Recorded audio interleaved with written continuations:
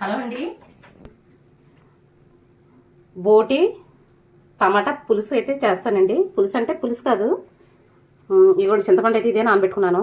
కొంచెం రావు పులు వేసి పులుసులో వండుకోవచ్చు. ఇదిగోండి ఉల్లిపాయలు కట్ చేసాను. ఇదిగోండి ఆయిల్ అయితే పోసుకున్నానండి. ఉల్లిపాయలు కూడా వేసుకుంటున్నాను. ఇందులోనే అల్లం వెల్లి పెట్టేసి కూడా వేసుకుందామండి, సరిపోద్ది. ఇందులోనే ధనియాలు జీలకర్ర పొడి అండి. అయితే ఇందులో నేను గరం మసాలా వేయట్లేదు, ఎందుకంటే మనం చింతపండు పులుపు వాడతాం కదా, దానివల్ల గరం మసాలా వేయకూడదు.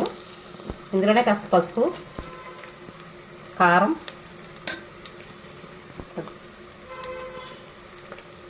3 స్పూన్లు అయితే వేసానండి.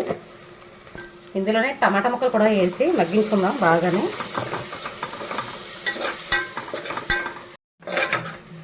టమాటా అయితే మగ్గిపోయిందండి. ఇందులోనే బోటి కూడా వేసుకుంటున్నాను. బోటి కూడా బాగా కలిపేసుకుని మగ్గించుకోవాలండి. బోటి అయితే కాస్త మగ్గిందండి. దీంట్లో మనం చింతపండు పులుసు వేసుకోకుండా ముందు బోటీని అయితే విజిల్ చేంజ్ చేసుకుందాము. ఎందుకంటే పులుపు చింతపండు పులుసు వేసిన తర్వాత బోటి ఉడకదండి. దీంట్లో కొంచెం వాటర్ వేసి ఒక 8 విజిల్ చేంజ్ చేసుకుందాం. కూర అయితే ఉడికిపోయిందండి. ఇందులో చింతపండు పులుసు వేసుకుందామండి. ఇదిగోండి ఎంత పులుసు వేసుకుంటే సరిపోద్ది. ఇది బాగా దగ్గరికి అయితే మనం ఇగురులాగే ఎగర పెట్టుకోవాలి.